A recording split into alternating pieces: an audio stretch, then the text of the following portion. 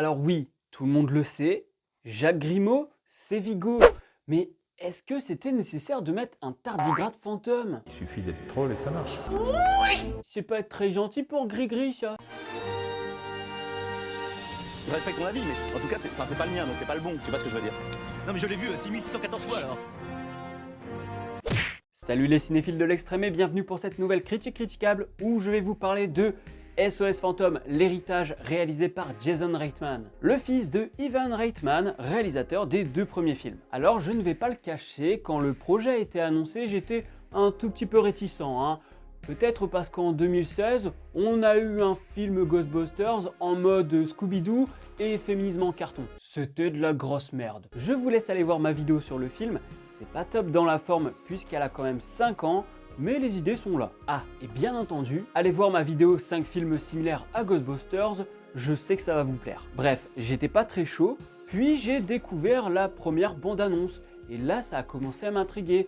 D'autant plus qu'après j'ai découvert que c'était Jason Reitman à la réalisation, donc vraiment là pour le coup j'étais chaud. Ça a fait boum là-dedans. Et donc, maintenant que j'ai vu le film, qu'est-ce que j'en ai pensé? Tout d'abord, je trouve que c'est un film qui réussit le pari d'être nostalgique sans pour autant en faire des caisses putassières. Alors oui, c'est vrai, il y a des easter eggs qui sont un petit peu trop forcés, comme par exemple le Twinkie dans la boîte à gants. C'était pas nécessaire. Ou alors il fallait mieux l'amener. Mais en tout cas, le rapport aux objets est super intéressant dans ce nouvel opus. Et ça passe par la mise en scène. Car au lieu de nous balancer ça comme du gros fanservice, eh bien on y va par étapes, par fragments. La voiture, il faut attendre plusieurs scènes pour l'avoir complètement, contrairement à d'autres films où on te dégueule tous les objets sans rien créer autour. Jason Reitman pense totalement sa mise en scène pour que les objets deviennent des reliques quasi religieuses et qui prennent un sens tout au long du film. Ils servent même de fil conducteur pour l'histoire. Le détecteur de fantômes, c'est pour pousser Phoebe à la cave.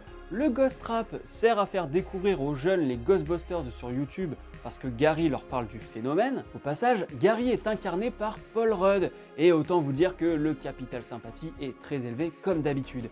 Et en plus de ça, c'est le personnage auquel les fans vont s'identifier parce que, comme les fans, il connaît tout des Ghostbusters parce qu'il a vécu cette époque. Ce qui peut rappeler Jurassic World. Bah oui, parce que dans Jurassic World, on a un mec qui travaille dans le parc et qui est un nostalgique de Jurassic Park. Wow, j'ai parlé de Jurassic World sans en dire du mal. C'est beaucoup trop paranormal! Et pour revenir à la mise en scène de Jason Reitman, c'est vraiment très intelligent. On sent que tout est calculé pour arriver à un résultat efficace. On prend vraiment notre pied durant ce film. On est loin d'avoir un blockbuster calibré. La première course-poursuite avec le fantôme bouffeur de ferraille, c'est galvanisant, même si c'est vrai qu'il ressemble à Bouffe-Tout. Il y a de la tension, les raccords sont fous et la manière de mettre en scène apporte de l'humour. Et pas de l'humour forcé, tu sais. Je pense notamment à un plan où Gary conduit, on a la voiture filmée de profil, on ne comprend pas pourquoi elle conduit lentement, puis on découvre avec un mouvement de caméra qu'il n'y a plus de pare-brise, avec le gamin qui lui s'éclate totalement pendant que Gary tire la tronche. Ça, comme mise en scène, c'est super bien pensé. Je me suis beaucoup marré pendant ce film. Est-ce que c'est vrai? Oui, c'est vrai. Et pour vous prouver que Jason Reitman pense sa mise en scène, je vais vous parler de son interview dans le Mad Movies numéro 355 de décembre 2021. D'ailleurs, merci Alexandre Poncet. Bien joué d'avoir orienté le réalisateur sur ce genre de discussion, ça fait vraiment plaisir. Jason Reitman explique qu'il a fait du repérage avec des doublures pendant des mois. Les doublures expliquaient aux acteurs les déplacements des personnages et de la caméra. Tout est millimétré au moment du tournage. Jason Reitman savait exactement ce qu'il devait filmer. Et apparemment, ça aurait fait flipper Papa Reitman parce que lui c'est un habitué du coverage, c'est-à-dire que lors d'une scène, il va filmer avec plusieurs caméras sous différents angles et c'est seulement au montage qu'il va choisir l'angle qui l'intéresse le plus. Et j'aime beaucoup ce que dit Jason Reitman sur le coverage justement. Plus on se permet de choisir au montage, plus on dilue la vision et le goût. Et c'est totalement vrai, parce que sans le coverage, on ressent que chaque plan a son importance. Un insert sur un objet va apporter du dynamisme, va apporter une lecture de l'image. Ça peut créer de l'attente, du suspense. D'ailleurs, dans l'interview, Jason Reitman prend en exemple Spielberg avec Jurassic Park et les plans sur le verre d'eau, l'œil du T-Rex.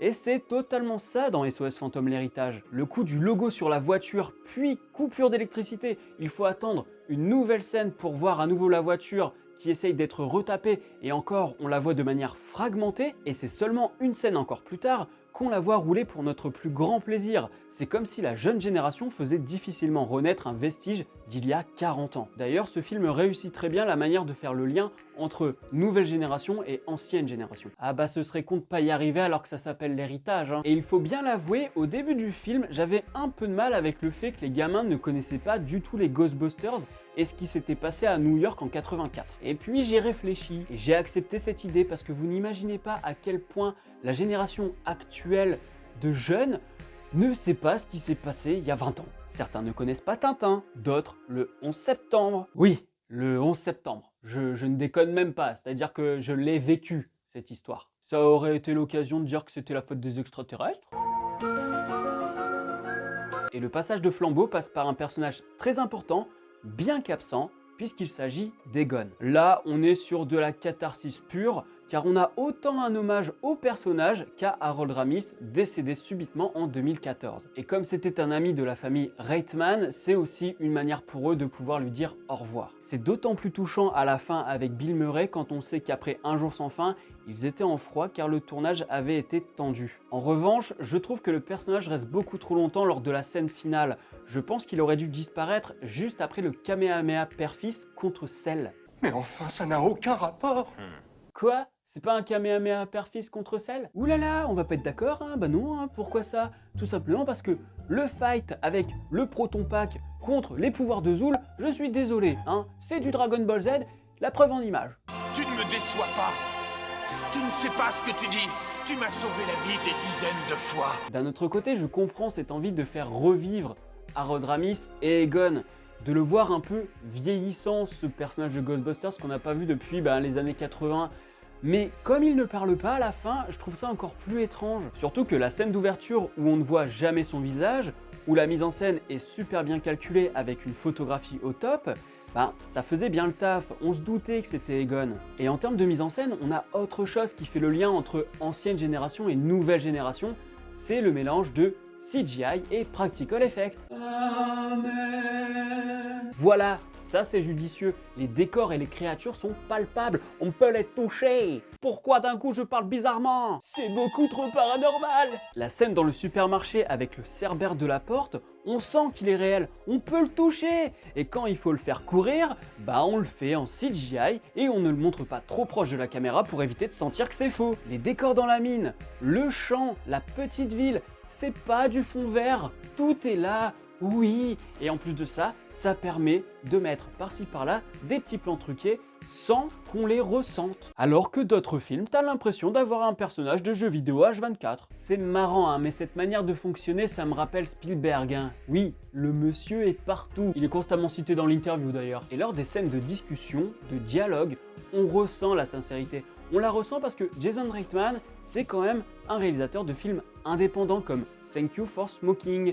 Donc du coup, il intègre ça dans son blockbuster. Regardez ce film, c'est une tuerie. D'ailleurs, quand on y pense, les scènes spectaculaires sont très peu présentes. Hein. On est bien plus dans un film intimiste qui parle de sujets comme l'abandon, le deuil ou l'adolescence. Et j'aime beaucoup le personnage de Phoebe qui est une sorte de mini Egon marginal et qui te montre que la science, c'est fait pour les filles et c'est rock'n'roll. Parenthèse, son petit rôle dans Young Sheldon est plutôt cool et je n'avais même pas remarqué que c'était elle. J'aime beaucoup la relation qu'ils ont créée entre Phoebe et Gary. On sent que ça peut devenir le père qu'elle n'a jamais eu. Et la discussion entre Gary et la mère de Phoebe lors de leur rendez-vous intensifie cette idée de potentiel père de substitution qui la comprend et qui l'accepte telle qu'elle est. Certains autres personnages, il faut bien l'avouer, ce sont des archétypes, mais ils sont suffisamment développés pour apporter de la profondeur à Phoebe, parce que c'est elle le personnage principal. Après oui, je l'avoue, j'aurais quand même aimé voir un peu plus longtemps les anciens personnages. Et Sigourney Weaver n'est que dans la post-credits, ça c'est un petit peu abusé, j'ai l'impression qu'on se fout de ma gueule. J'aime beaucoup la discussion au téléphone entre Phoebe et Ray,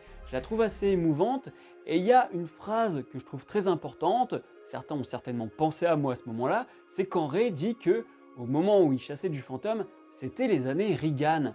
Parce que là, il y a quelque chose d'assez méta. Quand il dit « c'était les années Reagan », c'est aussi que le cinéma de l'époque. C'était reaganien. Le cinéma de l'époque était à l'image de la politique reaganienne. Non, parce que le premier Ghostbusters, faut quand même le rappeler, les mecs chassent les fantômes pour faire de la thune. C'est un film sur l'entrepreneuriat, quoi. Bref, je suis très content de ce film, je ne m'attendais pas à être aussi content de le voir. Sur Captain Watch, je l'ai noté, j'aime beaucoup, parce qu'il y a peut-être quelques facilités scénaristiques et des trucs qui coincent, genre podcast qui adore les complots, les meurtres, etc., mais qui ne connaît pas les Ghostbusters, alors que là, en termes de paranormal, il aurait pu faire un podcast complet là-dessus, quoi. C'est un peu contradictoire. Et j'ai l'impression que SOS Fantôme 2 n'est pas pris en compte, c'est assez flou à ce moment-là et ça me pose problème.